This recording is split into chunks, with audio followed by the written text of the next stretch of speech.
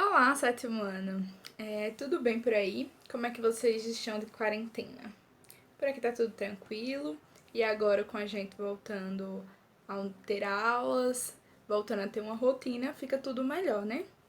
Então vamos lá. Eu não sei se vocês lembram onde a gente parou na última aula presencial da gente, mas a gente parou no assunto de Sócrates, certo? Na última aula a gente teve a intermediária, que já foram corrigidas, certo? E anteriormente a essa aula, a gente estava falando sobre Sócrates. Foi passado um vídeo em sala de aula e a gente fez alguns debates sobre Sócrates, certo? Então, o Sócrates, ele viveu numa época em que a política da região que ele vivia era uma democracia. E foi sobre isso o assunto da intermediária e que a gente comentou bastante. Mas aí eu vou voltar ao início do capítulo, onde fala de Sócrates, principalmente para a gente falar um pouquinho sobre a maiêutica e a ironia, que são os métodos socráticos, beleza? Então eu quero que vocês abram um livro na página 418.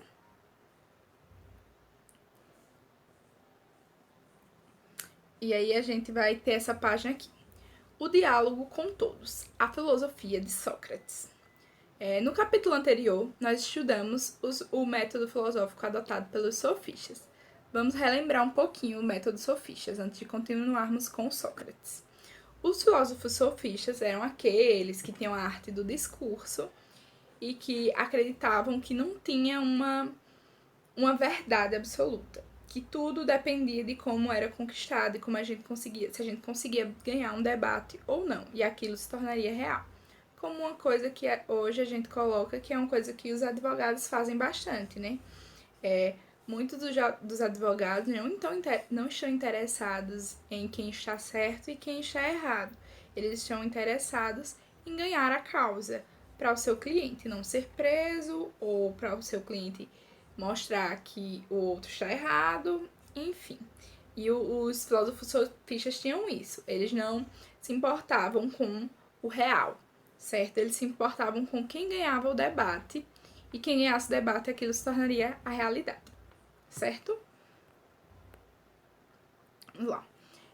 Vimos que eles prezavam a arte do discurso, a retórica, em detrimento da busca pelo conhecimento verdadeiro. Neste capítulo, analisaremos o pensamento filosófico defendido e vivido por Sócrates de Atenas. Lembrando que Sócrates não escreveu nenhum livro, não deixou nenhuma obra por escrito para a gente. Tudo que a gente conhece sobre Sócrates foram coisas que foram outros filósofos que escreveram, ok? Vamos lá. Sócrates. Sócrates foi um cidadão admirado, enaltecido e seguido pelos jovens atenienses. Porém, também foi criticado e combatido por outros, que o consideravam uma ameaça para as tradições da cidade e um elemento pernicioso à juventude. Os que o consideravam um perigo conseguiram levá-lo a julgamento. Sócrates foi condenado à morte pela justiça ateniense, acusado de não acreditar nos deuses. Nesse caso, não acreditar nos deuses era crime, porque na época eles viviam na ideia de mitos. Sócrates foi condenado à morte pela justiça ateniense, acusado de não acreditar nos deuses, de corromper a juventude com suas ideias e de conduzir pessoas ao conhecimento e à descoberta da verdade. No caso, eles acreditavam que ele era um pouquinho parecido com os filósofos sofistas, porém, ele não gosta dos filósofos sofistas, tá? Ele acha que existe uma verdade absoluta e que não é debatendo que ela vai deixar de ser real. As ideias de Sócrates são conhecidas por meio dos escritos de Platão, seu discípulo. Por opção, Sócrates não escreveu nenhuma palavra sobre as ideias que defendia, de modo que Platão foi quem escreveu os diálogos nos quais inseriu a história e as ideias de seu mestre. Foi o que eu tinha falado um pouquinho antes. Aqui tem uma perguntinha que é para fazer vocês refletirem. Você já ouviu ou viveu alguma situação na qual alguém foi criticado, mesmo falando a verdade, ou tendo atitudes justas? Como foi? Que essa é a ideia dos sofistas. Independente se você está certo, se você é justo, se a outra pessoa convencer o júri que você está errado, aquilo deixa de ser verdade, o que você acredita e o que você fez, certo? Já o Sócrates não acreditava assim, ele acreditava que tinha justiça, que tinha verdade, que tinha bondade e a maldade. E aí, ó, Sócrates exercia o diálogo com todos, jovens, crianças e adultos, nobres ou pessoas que foram escravizadas. Assim, ele põe em prática o seu método filosófico, proporcionando às pessoas a possibilidade de realizar uma autoavaliação do próprio conhecimento e, ao mesmo tempo, encontrar a verdade sobre o mundo. E aí vamos entrar no método socrático, que era como ele conversava com todas as pessoas, ele fazia muitas vezes, utilizava esse método para as pessoas chegarem a algum lugar. O método socrático ele é dividido em duas partes. A primeira parte é a ironia e a segunda parte é a maiêutica. Mas como é que consiste esse método? A ironia, ela pergunta fingindo ignorar o que você já sabe. E essa parte do método ela é considerada destrutiva.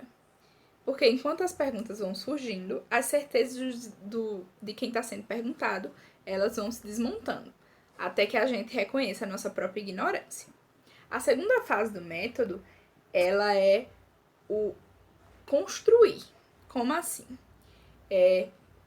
O primeiro método, a primeira parte do método é a ironia, a qual você destrói, e aí você vai reconstruir na parte da maiêutica. A palavra maiêutica foi colocado esse nome porque era o nome da mãe do Sócrates. E ela era parteira. Aliás, não era pelo nome da mãe do Sócrates, era porque ela era parteira. E esse nome maiêutica, ele quer dizer parto, né? E a mãe dele era parteira. De acordo com o filósofo, o ato de destruir os próprios conceitos e fazer surgir um novo conceito dentro de si é semelhante a um parto, por isso que esse nome, certo? E aí aqui a gente tem um exemplo do método socrático, né? Começando pela ironia. Aqui nós temos aqui. O Sócrates pergunta o que é bem? E o jovem fala, o bem é aquilo que é bom.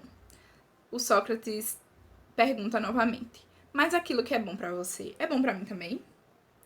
O jovem, não, creio que não. O Sócrates, então o bem não é aquilo que é bom? Jovem, estou confuso.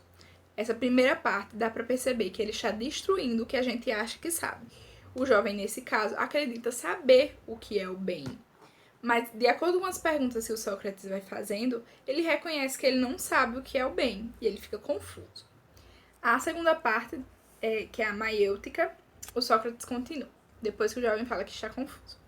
Se o bem não é aquilo que é bom, então o bem é aquilo que é mal?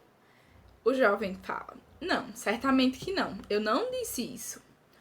E o Sócrates fala, então o que é o bem? E aí o jovem fala, o bem é... Nessa parte, a gente vê que o jovem está construindo uma nova ideia do que é o bem, depois de todas as perguntas que o Sócrates fez. É um pouquinho complicado entender, mas não é complicado, gente. Assim falando, talvez vocês possam ficar confusos, mas é bem simples. A primeira parte, que é a parte da ironia, ele vai destruir o que a gente conhece, fazendo perguntas até a gente reconhecer que a gente não sabe o que é aquilo. E a segunda parte, ele vai fazer a gente pensar sobre aquilo, refazendo outras perguntas, fazendo novas perguntas, até a gente chegar a um novo conceito do que é o bem. Até porque a gente, principalmente no nosso mundo atual, estamos acostumados a receber tudo pronto, né? A gente tá acostumado a saber todas as respostas. Não é bem assim. Até porque a gente tem que criar as nossas próprias respostas, certo? Isso aí entra naquela parte que eu dei uma aula que foi um pouquinho diferente sobre o conceito, tá? Porque o Sócrates estava o tempo todo buscando o que era o conceito. E aí, nesse conceito, entra essa questão de construir uma ideia do que é aquilo.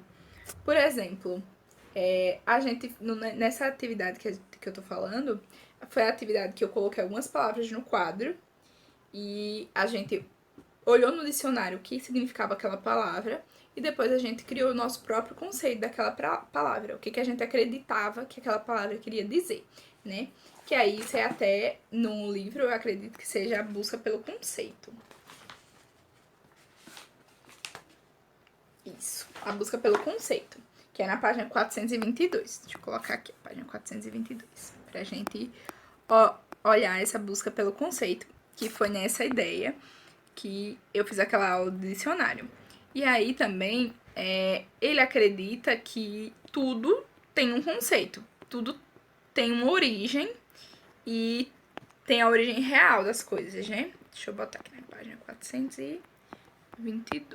Antes da página 422, na página 421, tem a historinha também que a gente falou na sala de aula, que a gente viu um vídeo e que no vídeo tinha falando essa historinha, que é do oráculo, é bem interessante. Então, durante o período em que Sócrates viveu, embora a filosofia já tivesse uma importância considerável e fizesse parte da vida da sociedade, da cidade, os mitos e as crenças dos deuses não haviam se extinguido. Muitas pessoas visavam os templos dos deuses para pedir orientações sobre a vida pessoal e comunitária, como fez o amigo de Sócrates, do oráculo, da historinha do oráculo, que foi o Querefonte.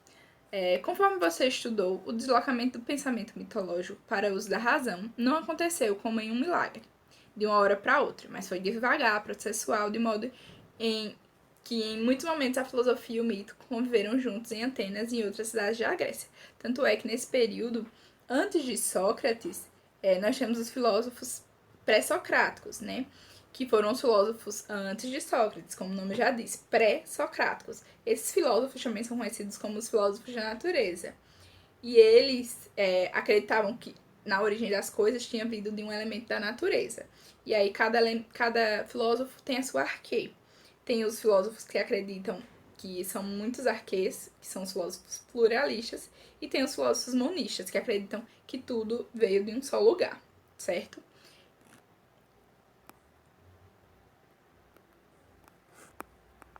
Bom, a busca pelo conceito. Você se lembra dos filósofos sofistas? Foi o que eu falei um pouquinho logo no começo da aula. Eles eram mestres na arte do discurso e procuravam convencer as pessoas sobre temas diversos. Além disso, eles ensinavam as pessoas a convencerem umas às outras, com a retórica. Sócrates não considerava as atitudes dos filósofos sofistas como filosóficas, pois, segundo ele, a filosofia está a serviço da verdade. Quando a pessoa se distancia da verdade, ela se distancia também do bem e das virtudes. Uma das ideias debatidas por Sócrates é a busca pelo conceito das coisas. Em seus diálogos, ele apontava um caminho para que as pessoas com quem conversava encontrassem o conceito do tema que estava em questão. Ele debatia frequentemente sobre coragem, sobre covardia, sobre piedade, justiça, amizade, entre outra infinidade de temas. A ideia do Sócrates era chegar a um consenso comum. Por exemplo, que todas as pessoas tivessem o mesmo conceito do que é a felicidade, do que é a justiça, do que é o bem. A ideia de que, independente da região onde a pessoa mora, independente do contexto dessa pessoa, contexto social, político e etc., ela teria o mesmo conceito daquela palavra de uma pessoa que morasse em outra região ou tivesse outra visão de mundo, certo? Então, gente, a aula de hoje foi essa. Eu quero que vocês façam a página 426 e 427 do livro. Serão as páginas que a gente vai debater e corrigir na online, na sexta-feira. E é isso. Eu espero que vocês tenham compreendido bem. Qualquer dúvida sobre esse assunto, a gente vai comentar lá na live. E respondam as perguntas de atividade que a gente vai corrigir. Eu vou fazer a chamada tudo certinho pra gente ver quem fez e quem não fez. Lembrem que é muito importante vocês fazerem essas atividades. Então, gente, é isso. Muito obrigada e um beijo. Até a próxima aula.